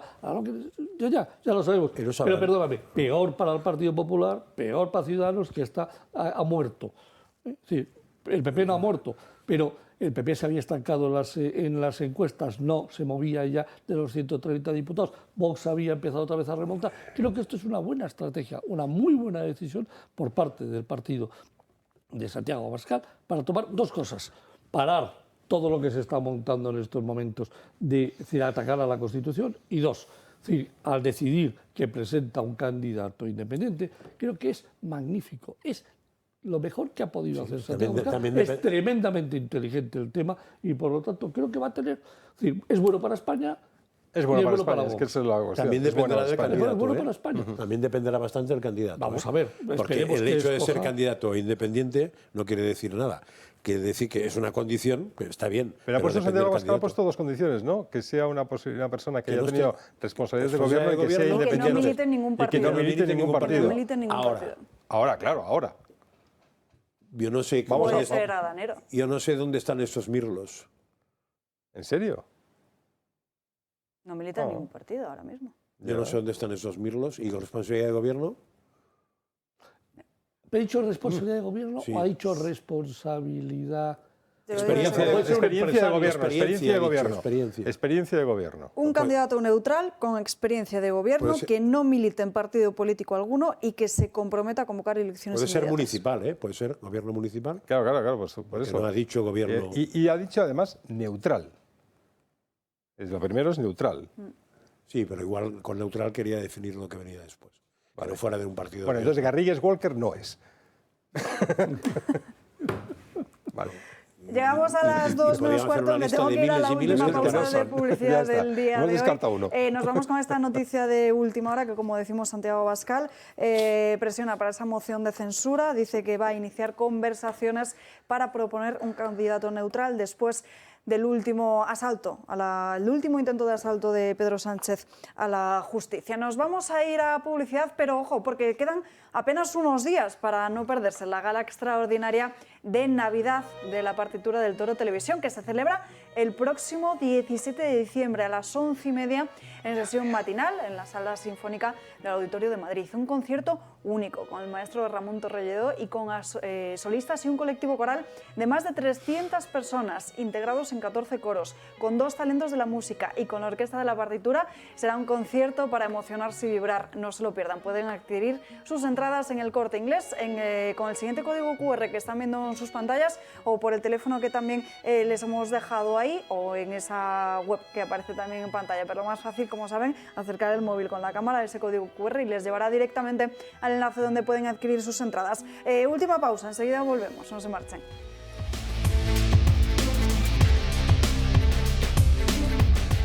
Recta final de Dando Caña, saludamos a nuestra mesa Adolfo Albistur de Protege tu Vida. Muy buenas tardes, Adolfo. Buenas tardes, Alba. Bueno, cuéntanos, ¿cuál es la importancia de un desfibrilador ante una posible parada cardíaca? Pues bueno, la importancia es clave, sobre todo por el tiempo que tenemos cuando nos ha dado la parada, ¿no? El tiempo que nosotros disponemos es muy pequeño a nivel de cerebro. Al corazón sería más, porque un corazón se puede salvar incluso con 50 minutos. Los servicios de emergencias que tenemos son buenísimos y llegan y pueden salvar un corazón pasados casi una hora. Pero un cerebro no. El cerebro es un órgano que a los 4 minutos empieza a estar dañado. Por eso muchas personas que tienen paradas quedan dañadas cerebralmente, pero al minuto número 10 ya está muerto. Con lo cual, por eso la eficacia y la rapidez que necesitamos de usar un desfibrilador. ¿Dónde debemos tenerlo entonces? Pues mira, tenemos que tenerlo, yo digo siempre que donde haya corazones hay que ver desfibriladores, ¿no? Pero mira, sitios donde son muy importantes serían nuestro propio domicilio. 8 de cada 10 paradas cardíacas que acaban en infarto y acaban en muerte, el 95% de los casos, es en casa. Pero luego, una comunidad de vecinos, por ejemplo, si nuestra comunidad de vecinos pues lo pone, pues muchísimo mejor, pero hay personas que no se ponen de acuerdo, la comunidad de vecinos dice, mira, yo me lo voy a poner en casa por si acaso, ¿no? Luego también en los centros de trabajo, ¿no? Hay extintores son obligatorios, los desfibriladores no, a no ser que sea un volumen de más de 500 personas en el centro, pero sí muchos empresarios adoptan esta situación de tener un desfibrilador para sus trabajadores. Y luego en los centros deportivos, todos aquellos empresarios que tengan un sitio donde se hace deporte, pádel, cualquier tipo de deporte que está muy unido a que pueda haber una parada por ese exceso de ejercicio o simplemente por una subida de tensión, pues también, ¿no? Son sitios pues muy básicos, ¿no? Y luego, si me permites, pues digo un poquito cómo se utiliza rápidamente. Es decir, nosotros ante el momento en el que estamos, que la persona se queda inconsciente, tiene que estar inconsciente, es importantísimo. Si no está inconsciente, está hablando, no está en parada, segurísimo, ¿no? Pero si se queda inconsciente y ante la duda de si está o no en parada, nosotros lo que vamos a hacer es rápidamente ir con nuestro desfibrilador, que es este Protege tu Vida. 1 de cada 3 que se vende en el mundo es esta marca de Protege tu Vida, con lo cual lo que estamos consiguiendo es llegar rápidamente, lo sacamos, entonces le vamos a dar un botón para que veáis lo sencillo que es y él va a hablar, él te va a decir lo que hay que ir haciendo. Paciente adulto, solicite asistencia médica. Protocolo siempre llamar al 112. Retire la ropa del torso del paciente para dejar la piel al Dejamos la piel al descubierto. Tire de la lengüeta verde para sacar los electrodos. Tiramos de esta lengüeta. Aquí un recubrimiento que nos dice que lo quitemos. Retire el recubrimiento de los electrodos. Salen los 2 electrodos. ¿Veis en cámara? Lo sencillito que es. Aplique los electrodos al torso desnudo del paciente como se muestra en la imagen. Derecho, Presione izquierdo. los electrodos firmemente contra la piel del paciente. Esto tiene una pegatina, que simplemente es pegarlo. Tire de la lengüeta verde. Como no hemos puesto, no dice. ¿Qué pasa a partir de este momento? Pues a partir de este momento puede ser que ese corazón esté bien, es decir, no esté en parada, con lo cual se va a quedar analizando, no va a hacer absolutamente nada, simplemente va a quedar registrado todo lo que ocurra, o puede ser que efectivamente esté en parada. Si está en parada, nos va a decir que pulsemos un botón que tiene aquí, que es el botón este amarillo, que es el botón, digamos, del corazón, ¿no? Para dar ese chispazo, para que ese corazón, que está fibrillando parado, vuelva a coger tono, vuelva a pasar sangre y vuelva al cerebro estar oxigenado. Y ya está. Luego ya si te dice, si sigas con el masaje cardíaco, por si acaso necesitar a los 2 minutos otro chispazo, pues darlo. Fijaos qué sencillo, en segundos lo has puesto y has salvado la vida tuya, de un empleado, de un ser querido, de tu vecino. Es decir, que de esta manera tan sencilla podemos conseguir pues algo que es importantísimo, que es salvar una vida y que sigamos vivos, ¿no? Y además, los socios de los espectadores del Toro Televisión tienen ventajas, ¿no? Tenemos una ventaja muy importante. En primer lugar, llamar a ese teléfono 900-730-061, un 30% de descuento, llamar de parte del Toro. Podéis vernos también en la página web. Y además tenemos lo que es un dispositivo súper eficaz, que es el de antiasfixias, ¿no? Todos hemos sufrido o hemos visto cómo alguien sufre un atragantamiento. Bueno, ante un atragantamiento, bueno, hay que toser, la maniobra de Heimlich, pero si todas estas circunstancias no las sabemos, no se nos da o se complica, pues tenemos este dispositivo que es a modo de un succionador, que lo que vamos a hacer es colocarlo en la boca, permite que abra y entonces lo que hace es una presión que al empujar y al tirar ese cuerpo extraño, ese trozo de comida, sale. Con lo cual pues hemos evitado pues buenas también muertes con antiasfixias. Todo gratis en antiasfixias, también lo podéis comprar si queréis aparte. Y un 30% llamando al teléfono 900-730-061. Pues Adolfo, muchísimas gracias por estar aquí con nosotros. Gracias, muy amable. Nos vamos hasta Argentina. Bueno, los que se van a Argentina van a ser Zapatero y Yolanda Díaz para apoyar a Cristina Fernández de Kirchner.